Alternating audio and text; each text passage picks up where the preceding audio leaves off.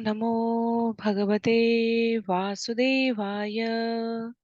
ओम नमो भगवते वासुदेवाय।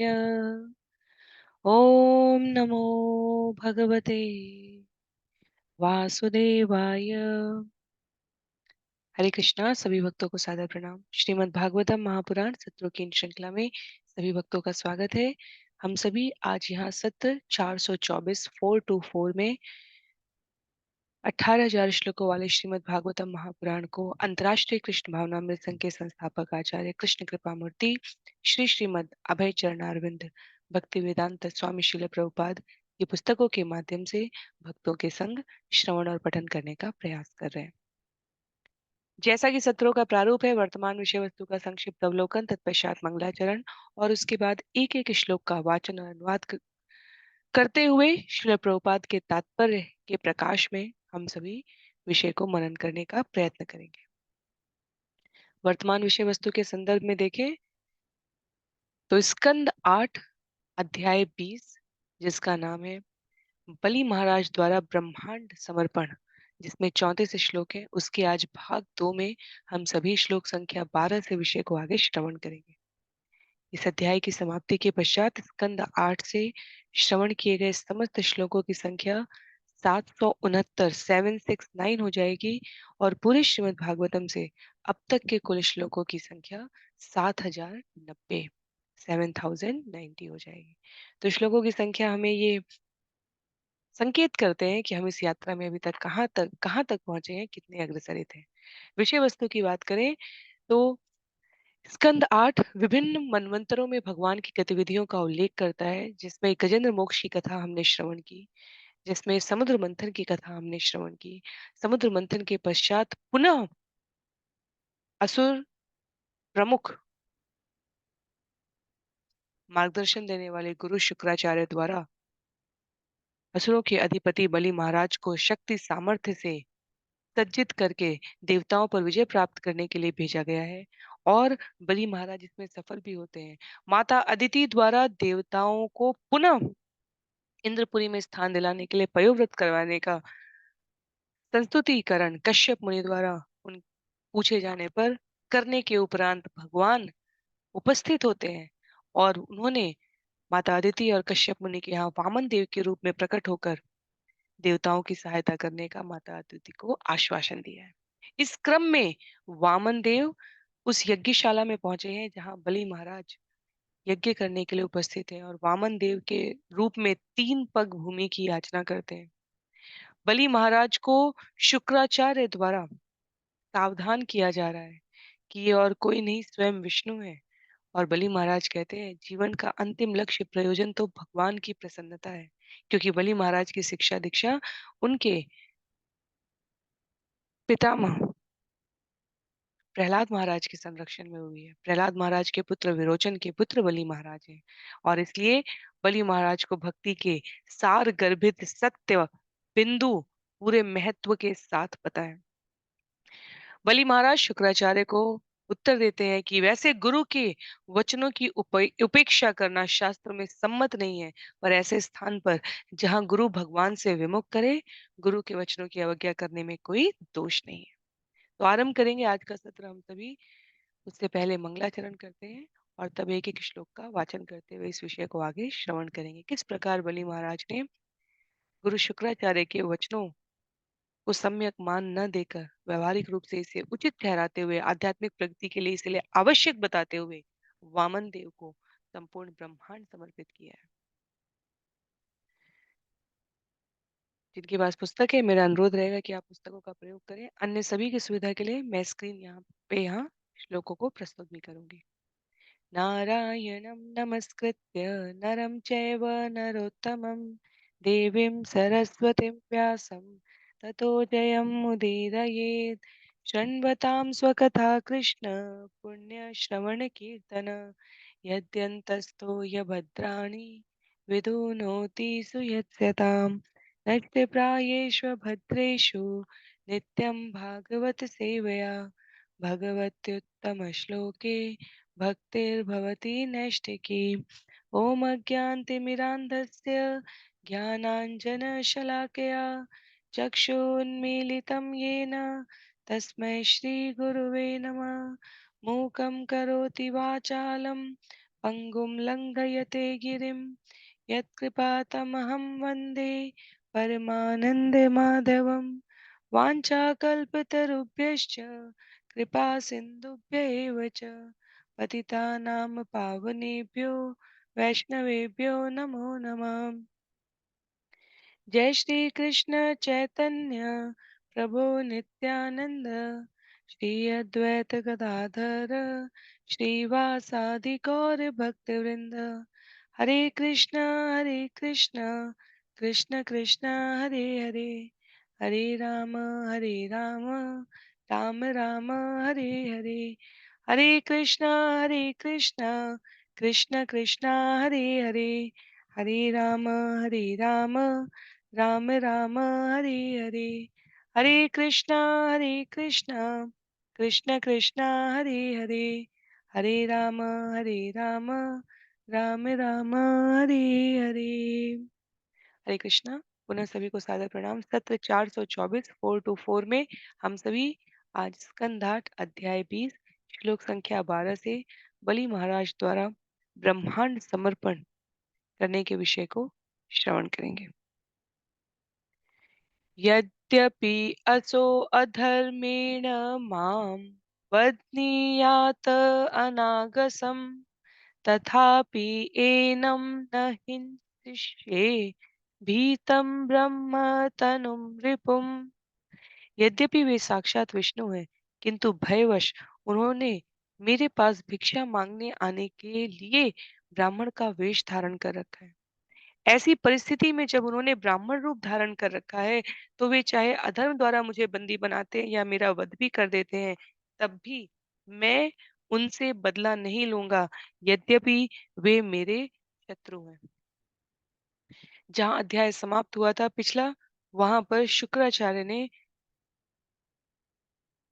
बलि महाराज को स्पष्ट शब्दों में कहा कि ये देवताओं का हित करने के लिए आए विष्णु का बहुरूपिया स्वरूप है। शुक्राचार्य कहते हैं क्योंकि तुमने ओम शब्द से उच्चारण करते हुए प्रतिज्ञा नहीं ली थी 3 पग भूमि दान देने की, इसलिए तुम अपने इन वचनों को अभी भी छोड़ सकते हो, इसे असत्य नहीं कहा जाएगा। शुक्राचार्य ने कहा यदि तुमने इन्हें 3 पग भूमि का दान दे दिया तो ये सब कुछ नाप लेंगे इतने में, तत्पश्चात तुम्हारे जीवन को संकट आ जाएगा, तुम कहाँ रहोगे, तुम्हें आश्रय कहाँ मिलेगा, और संभव है कि तुम देवताओं के शत्रु के रूप में यहाँ चिन्हित हो, तो तुम्हें बंदी बना लिया जाए और या तुम्हारे प्राणों का हरण भी कर लिया जाए।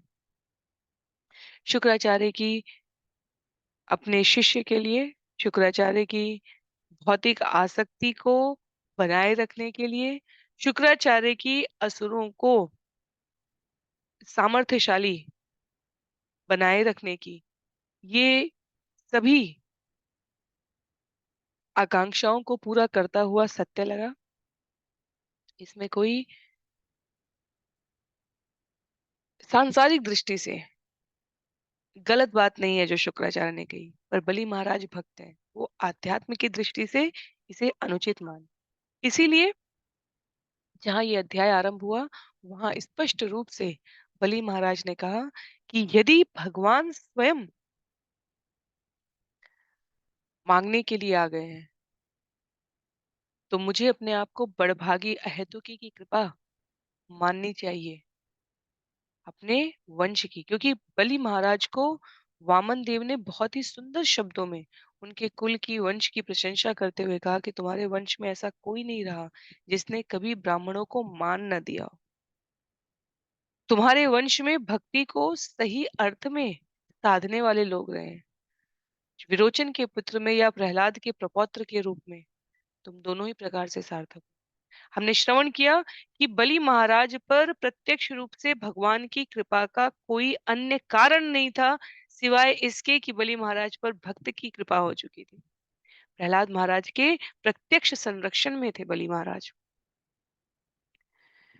बलि महाराज तर्क देते हैं शुक्राचार्य को कि आप सही कहते हैं, इस भौतिक जगत में कितना भी कुछ भी अर्जित कर लिया जाए, वो इस नश्वर शरीर की समाप्ति के साथ नष्ट हो जाएगा, छूट जाएगा।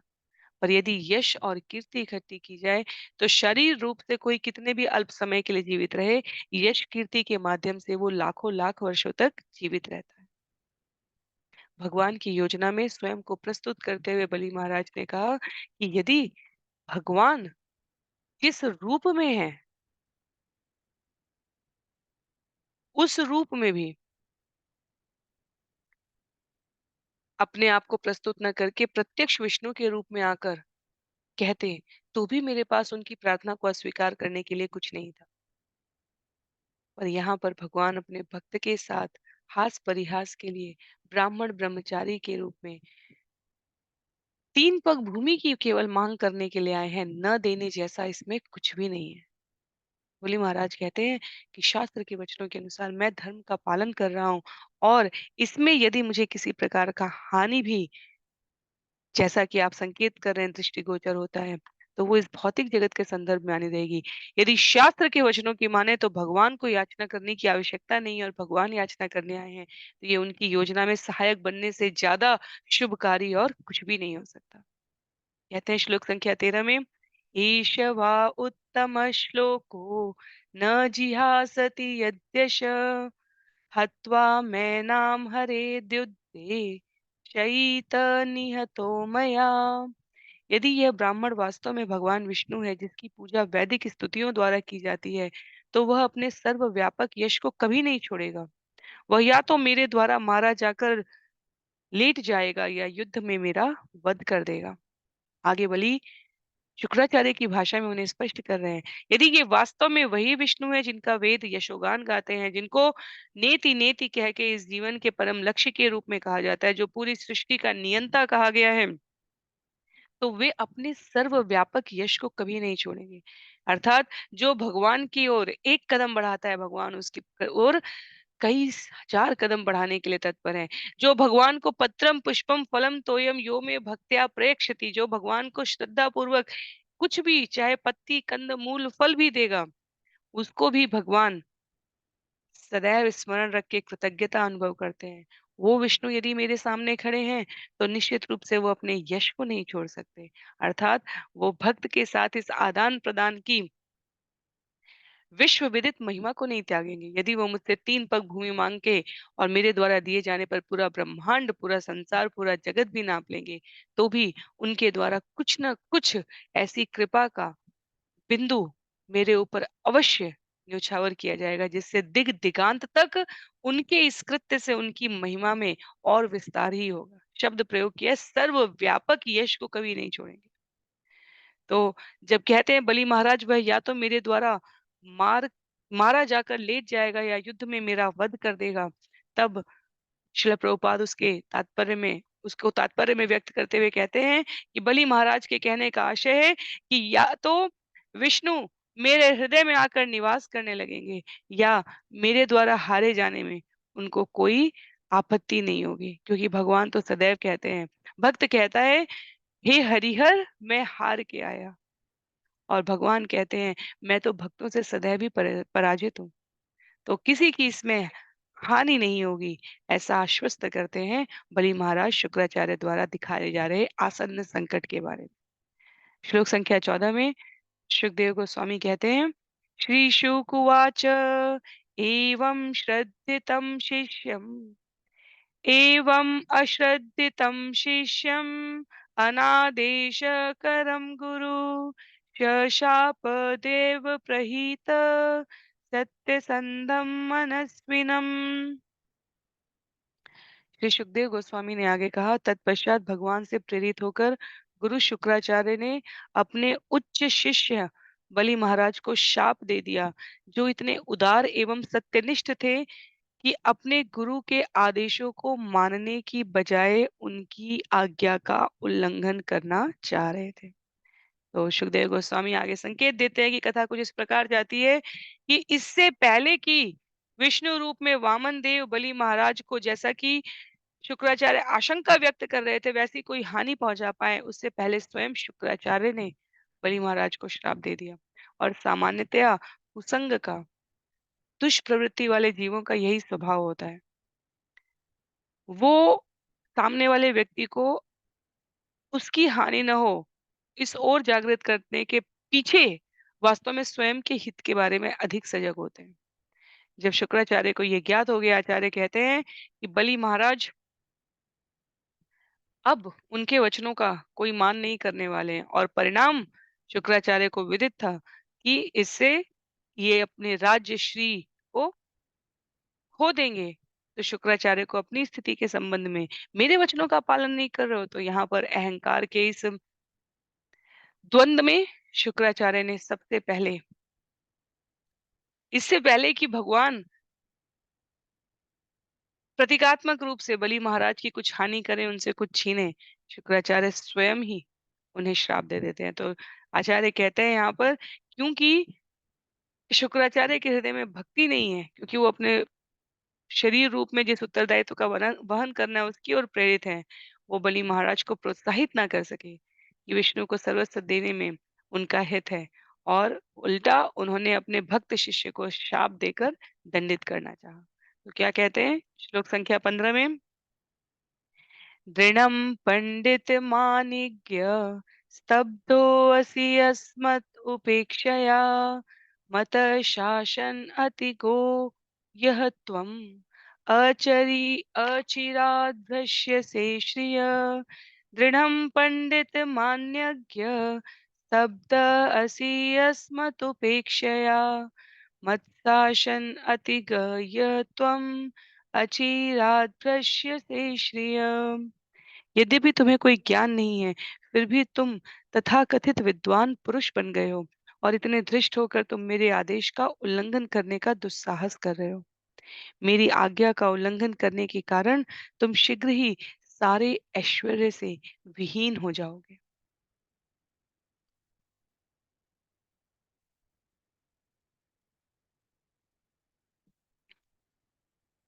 वास्तव में बलि महाराज ने उल्लंघन नहीं किया। यदि हम विचार करके देखें तो शास्त्रों ने कहा है, गुरु का जीवन में महत्व हमें भगवान से मिलाने का है, हमारी वास्तविक पहचान को पुनः जोड़ने का है। और यदि गुरु ऐसा नहीं कर रहे हैं, तो उनकी आज्ञा का पालन ना करके बलि महाराज ने कोई दिखावटी विद्वत्ता नहीं प्रदर्शित की है। गुरु की आज्ञा का उल्लंघन नहीं कर सकते हैं, शास्त्र कहते हैं, पर किन परिस्थितियों में कर सकते हैं, वो बलि महाराज के इस उदाहरण से हमें स्पष्ट होता है। श्रील विश्वनाथ चक्रवर्ती ठाकुर को उद्धृत करते हुए श्रील प्रभुपाद कहते हैं, बलि महाराज पंडित मानी नहीं थे। वे अपने आप को झूठ-मूठ का विद्वान नहीं समझते थे। वे अपने गुरु के आदेश का उल्लंघन करने के लिए इसलिए प्रवृत्त हुए, क्योंकि उन्हें संसार की किसी भी भौतिकता को, भौतिक संपन्नता को खो देने का भय नहीं था। भगवान अपने भक्तों को आश्वस्त करते हैं, अर्जुन बता दो कि मेरे भक्तों का कभी कोई हानि नहीं हो सकता, कोई उन्हें नुकसान नहीं पहुंचा सकता, उनका कोई अनिष्ट नहीं कर सकता। और अपने भक्त पितामह के वचनों को हृदय में धारण करने वाले बलि महाराज ने कहा कि सत्य है, भगवान कहते हैं जिसने भगवान को साध लिया है उसे अन्यों की परवाह करने की आवश्यकता नहीं, और अन्यों की परवाह करने का न करने का अर्थ उच्छृंखल बनना, उद्दंड बनना, अराजक तत्वों की तरह व्यवहार करना नहीं है, अपितु जो भगवान की प्रसन्नता के लिए वो करना है, अन्य सभी की व्यवस्था भगवान स्वयं सुनिश्चित कर देंगे। तो बलि महाराज आश्वस्त हैं कि संसार की कोई भी भौतिकता का नाश मुझे मेरे इस कर्म से विमुख नहीं कर सकते कि भगवत प्रसन्नता में ही सर्वोच्च सुख है। तो बलि महाराज के शब्दों में स्पष्टता है, बलि महाराज के कार्यों में व्यवहारिकता पूर्ण ज्ञान है, पर इसका उद्देश्य ये नहीं है कि वो शुक्राचार्य को नीचे दिखाते हुए अपने आप को पंडित या मानी दिखा रहे हैं। शुक्राचार्य अपने लक्ष्य को गुरु के रूप में भगवान की शरणागति प्रदान करना, ये सिखाने के अपने लक्ष्य से च्युत हो गए हैं। श्रील प्रभुपाद कहते हैं, यदि कोई भक्त अत्यंत ऐश्वर्यवान दिखे तो ये भगवान का उपहार है। सकाम कर्मों से अर्जित किया गया ऐश्वर्य कभी भी नष्ट हो सकता है। कई बार लोग इसको प्रश्न के रूप में, चुनौती के रूप में पूछने का प्रयत्न करते हैं कि भक्ति का अर्थ है भक्तों के संग में रहना। भक्तों के संग की अनुपम महिमा कही गई है। पर यदि हमारे जीवन में कोई दुष्चरित्र नहीं है, यदि हम सभी कार्यों को सही से कर रहे हैं और हमारे संगी साथी जो हैं वो भी सही से कर रहे हैं, तो फिर भक्तों के संग की अतिरिक्त आवश्यकता क्या है? यदि मुझे पता है कि जो सही और गलत शास्त्र में वर्णित है मुझे वो कार्य करना है और मैं प्रतिदिन अपने जीवन में सकाम कर्म करते हुए उस ओर उन्मुख हूँ और अपने कार्यों का श्रेय भगवान को दे रहा हूँ, तो मुझे संग से क्या लाभ होने वाला है? और तब आचार्य वहाँ उसका उत्तर देते हुए कहते हैं, इस बात की कोई सुनिश्चितता नहीं है कि तुम कितने समय तक अच्छे व्यवहार में स्वयं को प्रवृत्त कर पाओगे। अच्छा संग रहेगा तो गलत व्यवहार में जाने पर मन, बुद्धि, अनेकों प्रकार के विकार यदि आकृष्ट भी करेंगे, तो संग के प्रभाव में जीव अपने आप को पुनः सद्मार्ग पर ला सकता है। पर यदि संग सुधरा हुआ नहीं है, तो मन किस क्षण प्रकृति के गुणों के प्रभाव में हमें छल ले जाए और हमारे जीवन की पूरी दशा इधर की उधर हो जाए, इसकी कोई सुनिश्चितता नहीं है। इसलिए संग महत्व का है। बलि महाराज यहाँ अपने संग के प्रति जब चिंतन करते हैं, तो शुक्राचार्य उन्हें भगवान से विमुख करने की बात कर रहे हैं और बलि महाराज ने कहा ये संग किसी भी प्रकार उचित नहीं है। तो शुक्राचार्य श्राप दे देते हैं यहाँ पर। सुखदेव गोस्वामी कहते हैं एवं शप्त स्वगुरुणा सत्यान्न चलितो महान् वामनाय ददौ एनाम अर्चित्वा उदक पूर्वकम। सुखदेव गोस्वामी ने आगे कहा अपने गुरु द्वारा इस प्रकार शापित होने पर भी महापुरुष होने के नाते बलि महाराज अपने संकल्प से टले नहीं। अतएव प्रथा के अनुसार उन्होंने सर्वप्रथम वामन देव को जल अर्पित किया और तब उन्हें वह भूमि भेंट की जिसके लिए वे वचन दे चुके थे।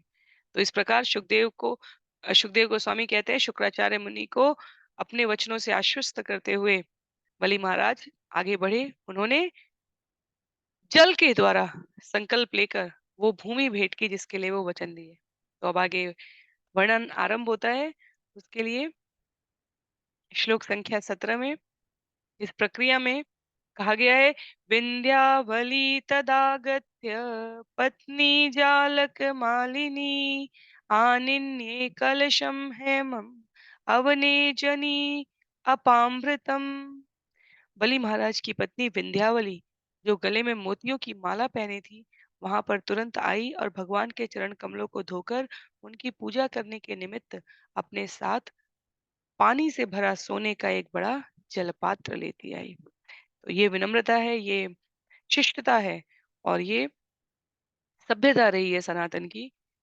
यज्ञ करते समय बलि महाराज पत्नी के संग उपस्थित हैं और पति के वचनों का मान रखते हुए आए हुए अतिथि को ब्राह्मण भिक्षुक को सम्यक सत्कार देते हुए उनकी पत्नी विंध्यावली द्वारा भगवान के चरणों का प्रक्षालन करने के लिए जलपात्र को वहां लाया गया है। श्लोक संख्या 18 में यजमान स्वयं तस्य श्रीमत्पादयुगं मुदा अवनिज्यावहन् मूर्ध्नि तदपो विश्व पावनी। वामन देव की पूजा करने वाले बलि महाराज ने प्रसन्नता पूर्वक भगवान के चरण कमलों को धोया, फिर उस जल को अपने सिर पर चढ़ाया क्योंकि वह जल संपूर्ण विश्व का उद्धार करता है। तो पुनः यहाँ स्मरण आता है केवट के प्रसंग का। भगवान के चरणों का प्रक्षालन करने की या भगवान के द्वारा चरणों का किसी अन्य के चरणों का प्रक्षालन करने की दोनों ही घटनाएं अपने आप में दिव्य हैं। जिस परमात्मा के स्वरूप को वेद नेति नेति अब इसके आगे कितना भी बखान किया जाए पूर्णता नहीं प्राप्त की जा सकती है। वो भगवान बलि महाराज को अवसर उपलब्ध कराते हैं चरण प्रक्षालन करने का।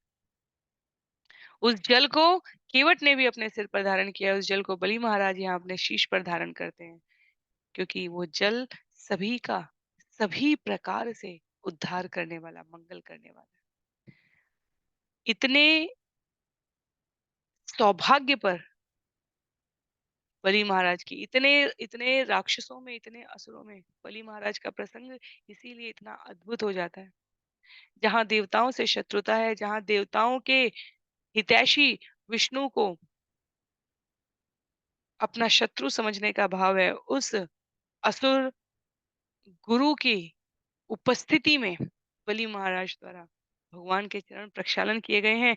देवता भी, अन्य लोकों के प्राणी भी बलि महाराज के इस भाग्य की सराहना कर रहे हैं। श्लोक संख्या 19 में कहते हैं, तदे असुरेन्द्रम दिवि देवतागणा गंधर्व विद्याधर सिद्ध चारणा तत्कर्म सर्वेऽपि गृणन्त आर्जवम् प्रसूनवर्षेव मुदान्विता। उस समय स्वर्गलोक के निवासी यथा देवता, गंधर्व, विद्याधर, सिद्ध तथा चारण सभी बलि महाराज के इस सरल द्वैत रहित कार्य से परम प्रसन्न हुए और उन्होंने उनके गुणों की प्रशंसा की तथा उन पर लाखों फूल बरसाए। यहाँ विषय आ सकता है कि स्वर्ग लोक के निवासी कैसे कह सकते हैं देवताओं को। स्वर्ग पर तो इस समय बलि का वास है, बलि का अधिकार है।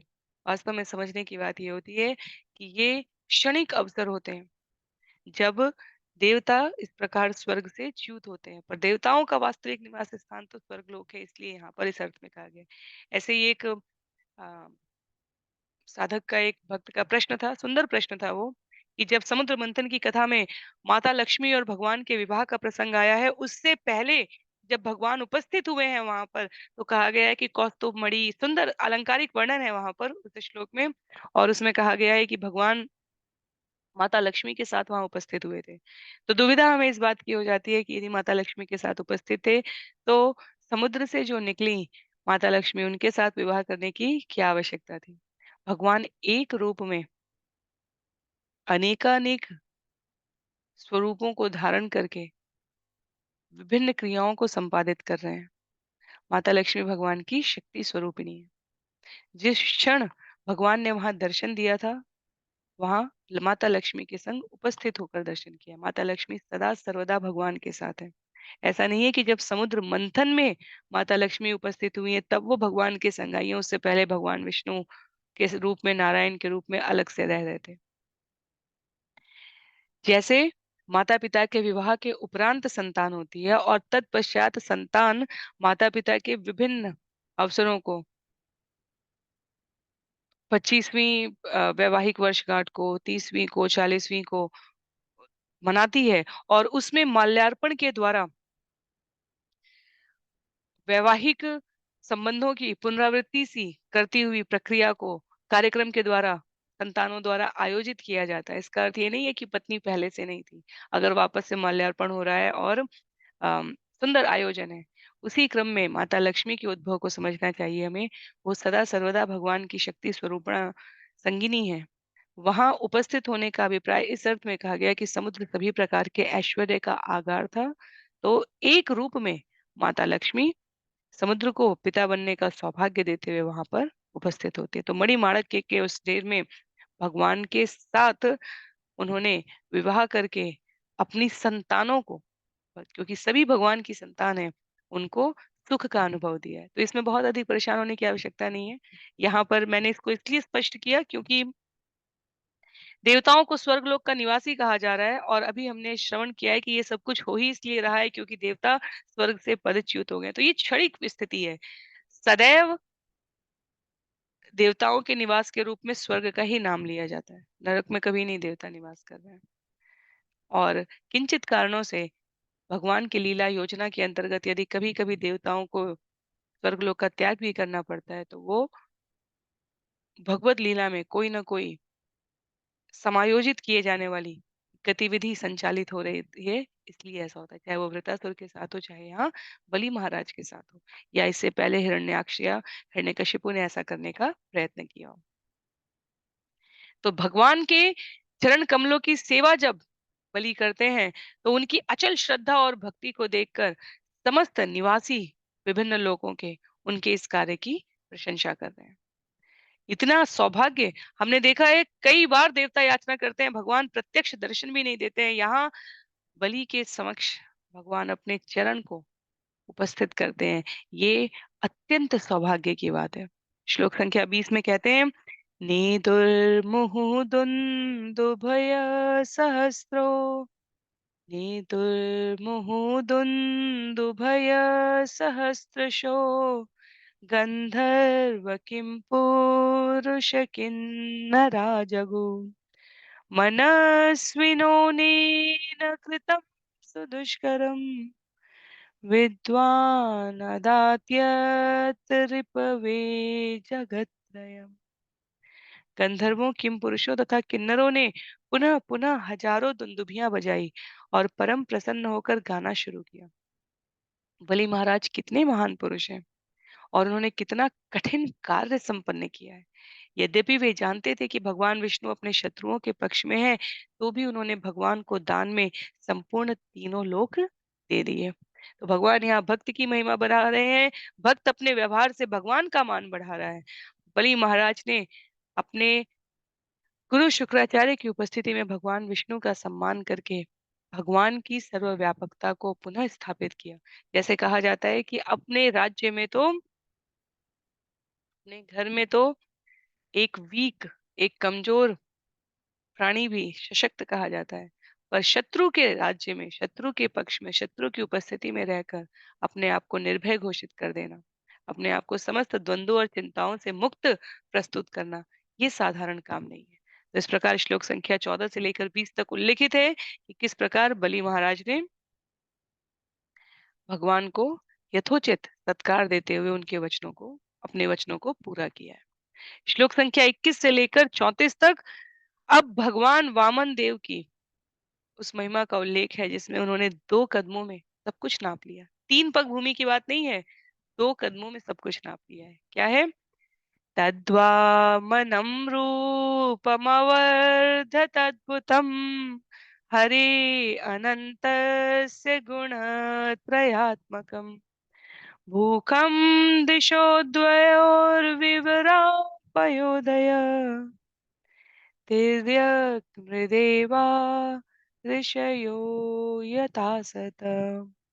तब अनंत भगवान जिन्होंने वामन का रूप धारण कर रखा था, भौतिक शक्ति की दृष्टि से आकार में बढ़ने लगे।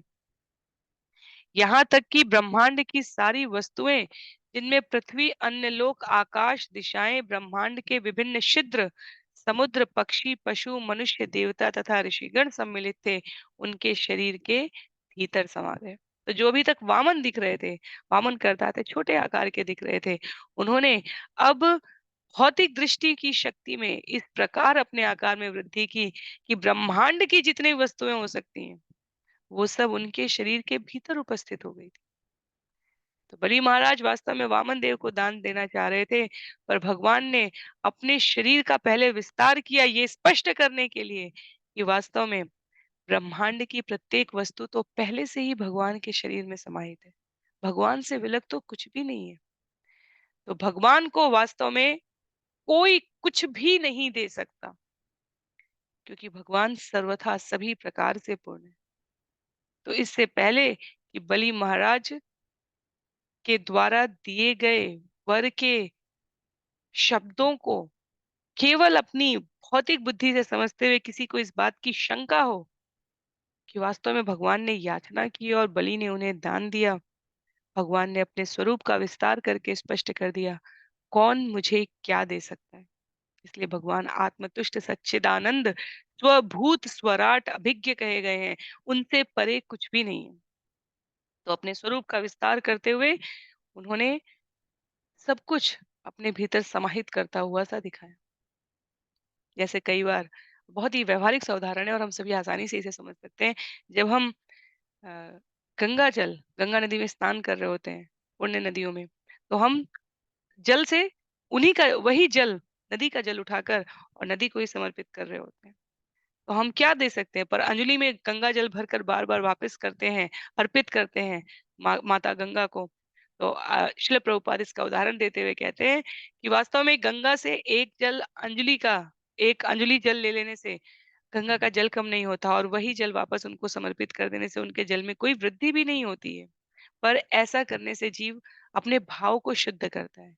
जैसे और व्यावहारिक उदाहरण देते हुए कहते हैं माता भोजन बनाती है, भगवान को अर्पित करती है प्रसाद के रूप में अपनी संतानों को। परिवारीजन को वितरित करती है। पर उसी भोजन से यदि कोई एक कौर उठाकर माता को खिला देता है, तो माता उतने में ही संतृप्त हो जाती है। उसकी भावपूर्णता वहाँ दिखाई गई है। भगवान सबको सब कुछ देने वाले हैं। उसमें से यदि हम भगवान को ही कुछ अर्पित करते हैं, तो इससे भगवान के पास जो संसाधन है, ऐश्वर्य है, उसमें कोई वृद्धि नहीं होती है। अभी तो हमारे भाव की शुद्धि हो जाती है। तो यही भाव है यहाँ पर भक्त के रूप में मान्य बलि महाराज ने अपने कृत्य से सभी को संतुष्ट करने वाले, सभी को संरक्षित करने वाले परम तुष्ट भगवान को अर्पण किया है।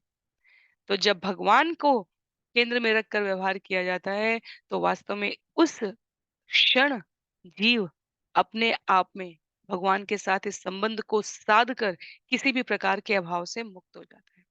श्लोक संख्या 22 में काये बलिस्तस्य महाविभूते सह त्विगाचार्य सदस्य एतत् ददर्श विश्वं त्रिगुणं गुणात्मके भूतेन्द्रियार्थाशय जीवयुक्तम्। बलि महाराज ने अपने समस्त पुरोहितों, आचार्यों तथा सभा के सदस्यों सहित भगवान के विश्व रूप को देखा, जो षड ऐश्वर्यों से युक्त था। उस शरीर में ब्रह्मांड की सारी वस्तुएं विद्यमान थी। सारे भौतिक तत्व, इंद्रियां, इंद्रिय विषय, मन, बुद्धि, अहंकार, विविध जीव तथा प्रकृति के तीनों गुणों के कर्म तथा उनके फल, सभी कुछ उपस्थित था।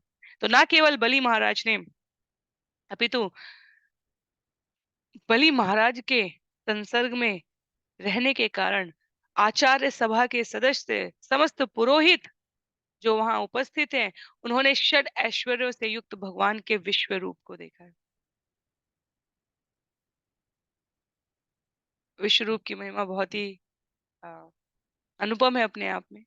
कई अवसरों पर जीवों को विश्व रूप देखने का अवसर प्राप्त हुआ है। किसी अन्य सत्र में इसको हम लोग विशेष रूप से श्रवण करने का प्रयास करेंगे।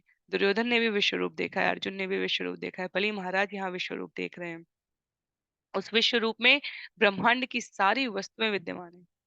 भौतिक तत्व, इंद्रियां, इंद्रिय विषय, मन, बुद्धि, अहंकार, जीव, प्रकृति के तीन गुण, गुण और कर्म फल, सभी को।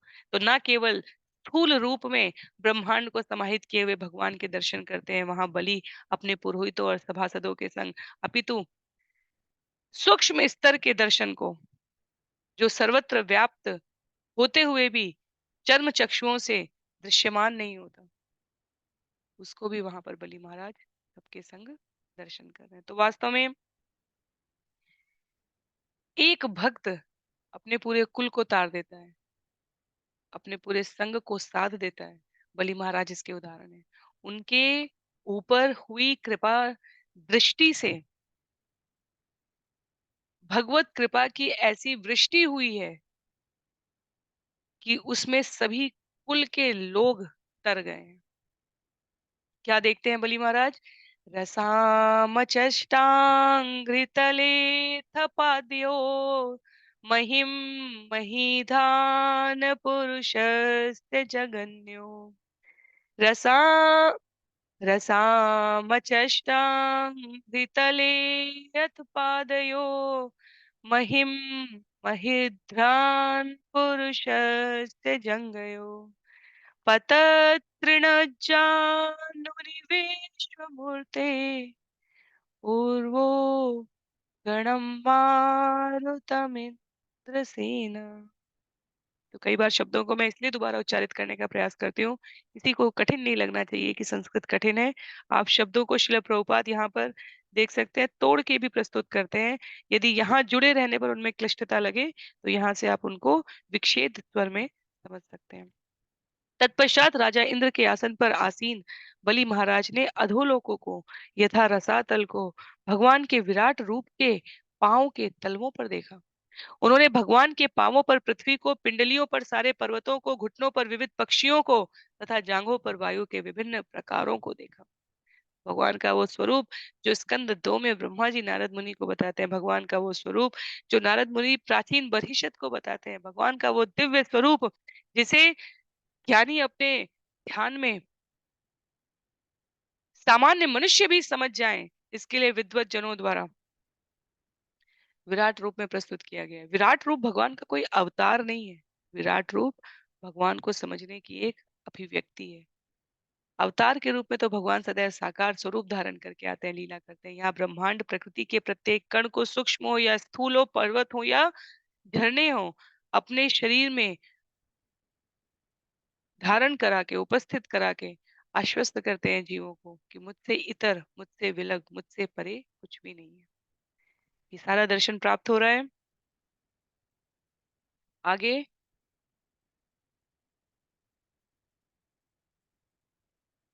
श्लोक संख्या 24 में, संध्यां विभो वाससि गुह्य ईक्षत प्रजापतिं जघने आत्ममुख्यान् नाभ्यां नभकुक्षिषु सप्त सिन्धु नुरुक्रमस्योऽसि चक्ष्यमालाम्।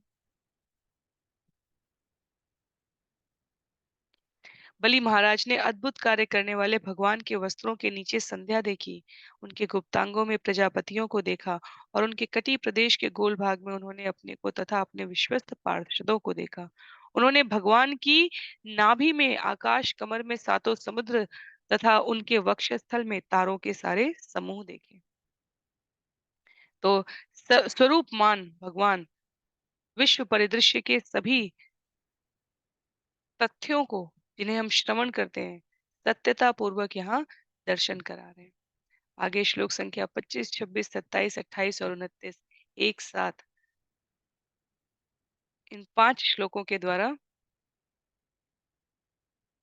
इस विश्व रूप का दर्शन सुखदेव गोस्वामी परीक्षित महाराज की दृष्टि से, अपरीक्षित महाराज को बलि महाराज की दृष्टि से स्पष्ट करते हैं।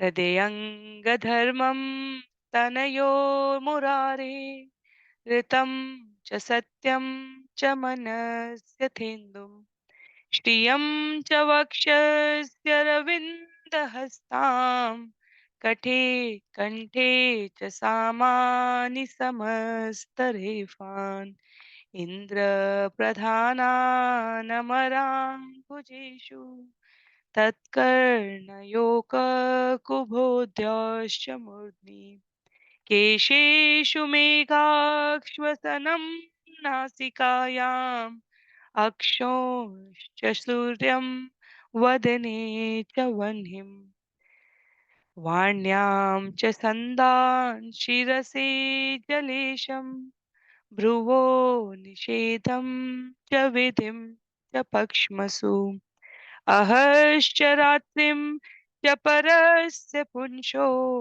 मन्युललाटे अधर एव लोभम् स्पर्शे च कामं नृपरेतसाम्भं पृष्ठे त्वधर्मं क्रमणेषु यज्ञम् छायासु मृत्युं हसिते च मायां तनूरुहेष्वोषधिजातयश्च नदीश्च नाडीषु शिलानखेषु बुद्धावजं देवगणान् ऋषिञ्च प्राणेषु गात्रे स्थिरजङ्गमानि सर्वाणि भूतानि ददर्श वीर। हे राजा, उन्होंने भगवान मुरारी के हृदय में धर्म, वक्षस्थल पर मधुर शब्द तथा सत्य, मन में चंद्रमा, वक्षस्थल पर हाथ में कमल पुष्प लिए लक्ष्मी जी, गले में सारे वेद तथा सारी शब्द ध्वनियां, बाहुओं में इंद्र इत्यादि सारे देवता, दोनों कानों में सारी दिशाएं, सिर पर उच्च लोक, बालों में बादल, नथुनों में वायु, आंखों में सूर्य और मुख में अग्नि को देखा। उनके शब्दों से सारे वैदिक मंत्र निकल रहे थे। उनकी जीभ पर जल देवता वरुण थे। उनकी भौहों पर विधि विधान तथा उनकी पलकों पर दिन रात थे। आंखें खुली रहने पर दिन और बंद होने पर रात्रि। उनके मस्तक पर क्रोध और उनके होठों पर लालच था। हे राजा, उनके स्पर्श में कामेक्षाएं, उनके वीर्य में सारे जल, उनकी पीठ पर अधर्म, उनके अद्भुत कार्यों या पगों में यज्ञ की अग्नि थी। उनकी छाया में मृत्यु, उनकी मुस्कान में माया थी और उनके शरीर के सारे बालों पर औषधियां तथा लताएं थी। उनकी नाड़ियों में सारी नदियां, उनके नाखूनों में सारे पत्थर, उनकी बुद्धि में ब्रह्मा जी, देवता तथा महान ऋषिगण और उनके सारे शरीर तथा इंद्रियों में सारे जड़ तथा चेतन जीव थे। इस प्रकार बलि महाराज ने भगवान के विराट शरीर में प्रत्येक वस्तु को देखा। तो इन 5-6 श्लोकों का उल्लेख एक साथ करके सुखदेव गोस्वामी बलि महाराज को जो अद्भुत दर्शन हुआ है उसका उल्लेख कर रहे हैं। सूक्ष्म और स्थूल दोनों तत्व प्रकृति के एक साथ देख रहे हैं।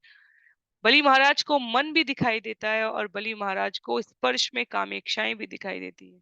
तो यहाँ जो आचार्य इसका उल्लेख करते हैं श्रील प्रभुपाद,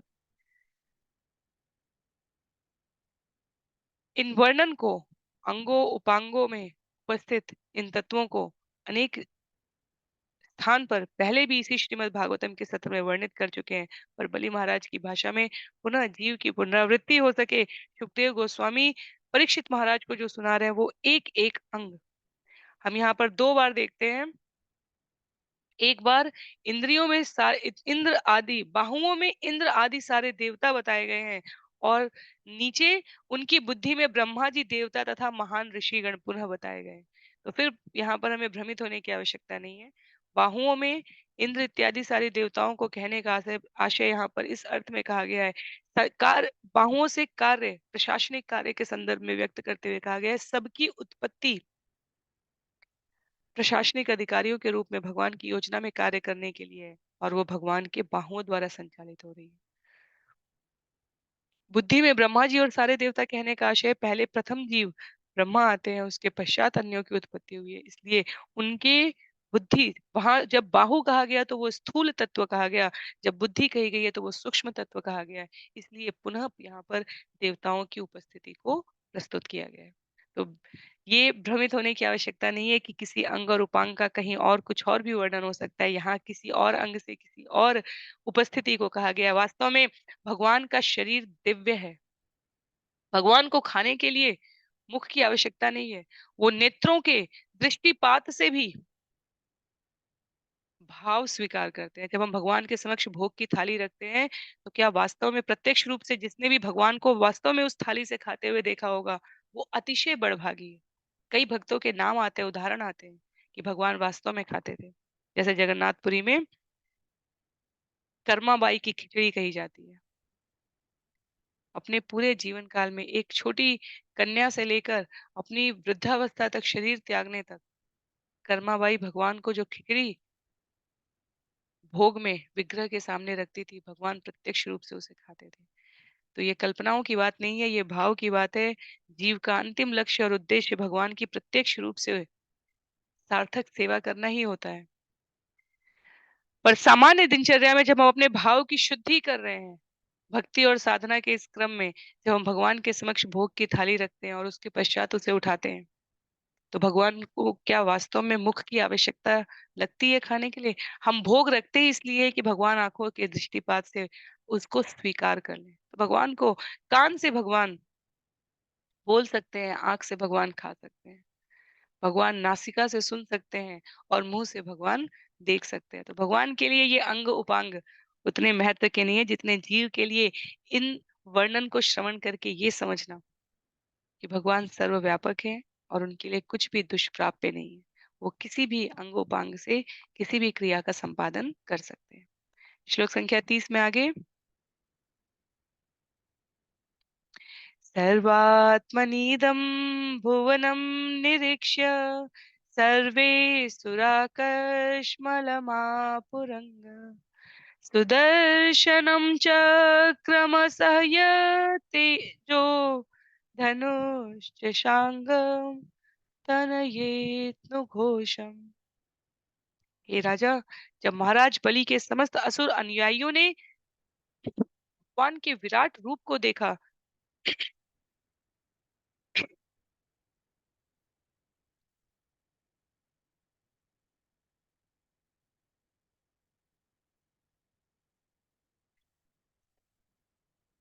हे राजा, जब महाराज बलि के समस्त असुर अनुयायियों ने भगवान के विराट रूप को देखा, जिन्होंने अपने शरीर के भीतर सब कुछ समा लिया था, और जब उन्होंने भगवान के हाथ में सुदर्शन नामक चक्र को देखा, जो असह्य ताप को उत्पन्न करता है, और जब उन्होंने उनके धनुष की कोलाहलपूर्ण ध्वनि सुनी, तो इन सबके कारण उनके हृदयों में विषाद उत्पन्न हो गया। आश्चर्य है, कौतूहल है, आश्चर्य मिश्रित भय है, रोमांच है, दर्शन है भगवान का, इसलिए दिव्यता है।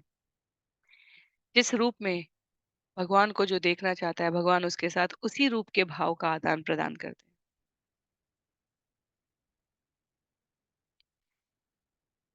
रामचरितमानस हो, रामायण हो, श्रीमद् भगवत गीता हो, सभी स्थानों पर भगवान ने स्पष्ट कहा है, ये यथा माम प्रपद्यन्ते, जो जिस भाव से मुझे पूछता है। रामचरितमानस में,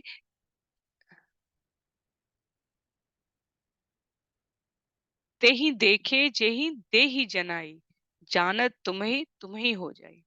जो जिस रूप में भगवान का दर्शन करना चाहता है, भगवान उपस्थित है। असुरों को यहाँ पर भगवान के धनुष की कोलाहलपूर्ण ध्वनि से, हाथ में सुदर्शन चक्र देखने से, असह्य ताप उत्पन्न करने वाले इन आयुधों का दर्शन करने से हृदय में विषाद की अनुभूति होती है। भक्त इनका दर्शन करता है तो उसे आह्लाद की अनुभूति होती है, और असुरों को विषाद की अनुभूति होती है। जैसे कई बार प्रश्न किया कर दिया जाता है कि सनातन धर्म में, हिंदू धर्म नहीं, सनातन धर्म कहा जाएगा, उनमें जो देवी देवता है उनके हाथों में इस प्रकार के आयुध क्यों होते हैं? और कई तथाकथित बुद्धिजीवी इसे हिंसा का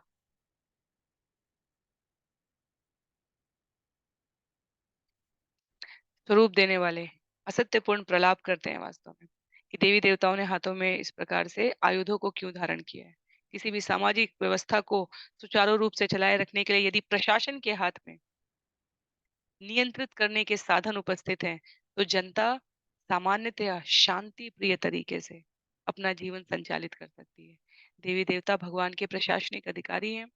वो आयुधों को धारण करके इस रूप में हमारे समाज में विभिन्न स्थानों पर, विभिन्न भावों में, विभिन्न वर्गों में व्याप्त किए गए हैं, ये सुनिश्चित करने के लिए कि पाप और पुण्य के कर्म दंड के विधान को भगवान द्वारा निश्चित कर दिया गया है। हमें शांति प्रिय जीवन जीने के लिए भगवान के वचनों पर विश्वास करके व्यवहार करना पर्याप्त है। तो समाज के सामान्य व्यक्ति को आयुध अस्त्र न धारण करने पड़े, इसलिए प्रशासनिक अधिकारी उन्हें आश्वस्त करते हैं, भगवान के द्वारा नियुक्त। पर जहाँ ऐसा नहीं होता है, वहाँ सामान्य जन में जो कलह प्रियता रहती है, वो दृष्टिगोचर होती है। तो ये कोई हिंसा को बढ़ावा देने वाला स्वरूप नहीं है। ये सम्यक, सुचारू, अनुशासनशील सामाजिक व्यवस्था को स्थापित करने के लिए प्रशासनिक अधिकारियों द्वारा दिया गया आश्वासन है। और इनको किनसे प्राप्त होता है? सबके उद्भूत कारण स्वयं परमात्मा से। तो यहाँ पर उनके उन आयुधों को देखकर असुरों के हृदय में विषाद हो रहा है। श्लोक संख्या 31 में कहते हैं, पर्जन्य घोषो जलज पांचजन्य कौमोदकी विष्णु गदा तरस्विनी विद्याधरोऽसि शतचन्द्रयुक्त तूणोत्तमो अक्षय सायकौच।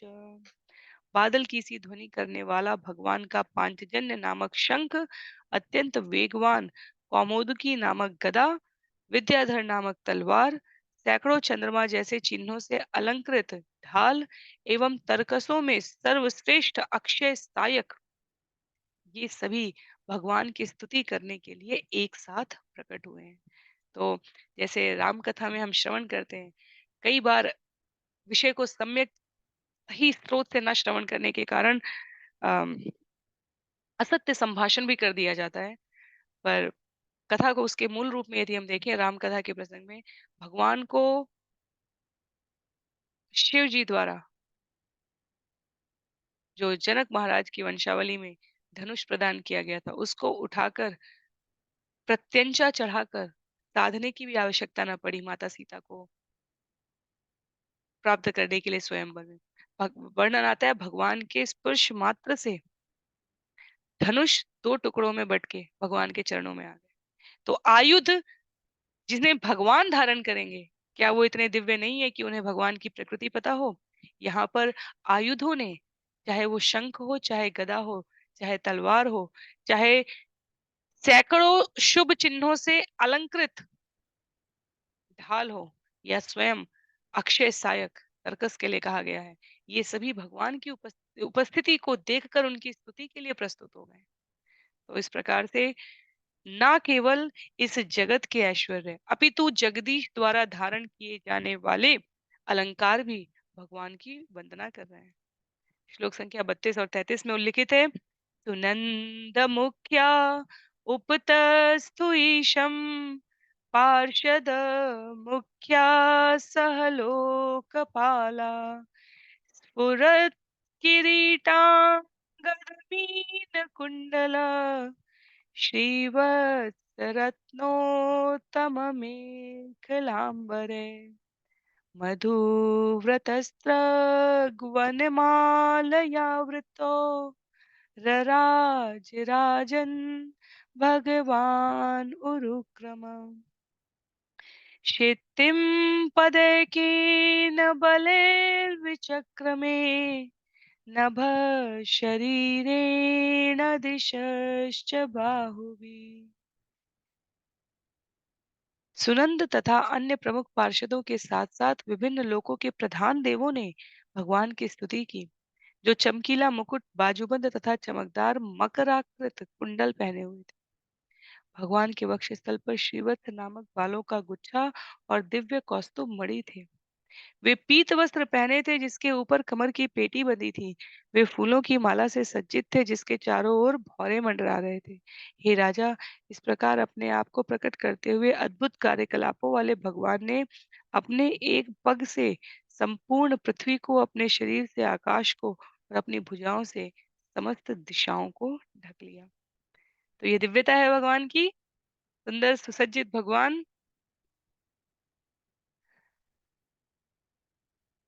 उनको कोई क्या दे सकता है? और वामन देव के रूप में उपस्थित है।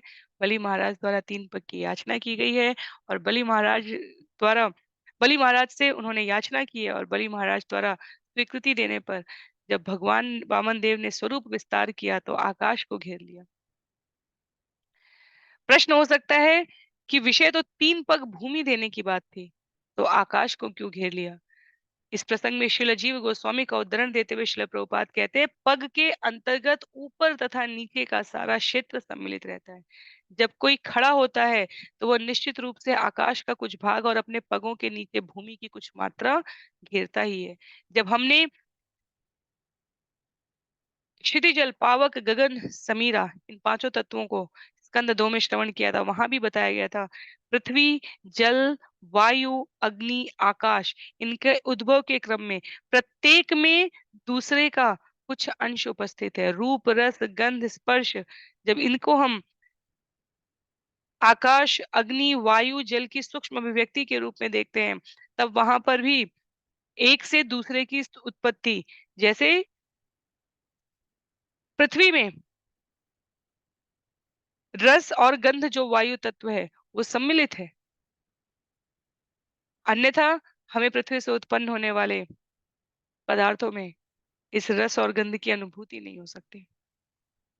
तो आकाश नापने का अभिप्राय यहाँ पर यह है कि जब हम पृथ्वी पर कदम रख रहे हैं तो वो सम्मिलित तत्व के अभिव्यक्ति के रूप में सम्मिलित तत्व को घेरे है कुछ मात्रा में, और उसको स्पष्ट करने के लिए भगवान ने अपने शरीर से जब समस्त आकाश को घेरा है तो इसमें कोई असामान्य बात नहीं। इतना बड़ा पग बढ़ाना कि पूरी पृथ्वी नापी जा सके, उसमें शरीर का विस्तार आकाश को घेरने के लिए होना कोई असामान्य बात नहीं है। इस अध्याय का अंतिम श्लोक है श्लोक संख्या 34।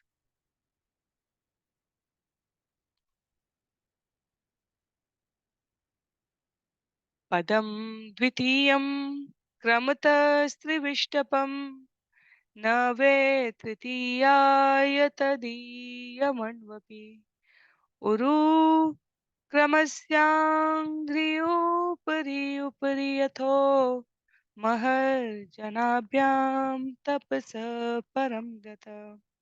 जब भगवान ने अपना दूसरा पग भरा तो उसमें सारे स्वर्ग लोक आ गए। अब तीसरे पग के लिए रंच मात्र भी भूमि न बची थी, क्योंकि भगवान का पग महरलोक, जनलोक, तपलोक, यहाँ तक कि सत्यलोक से भी ऊपर तक फैल गया था।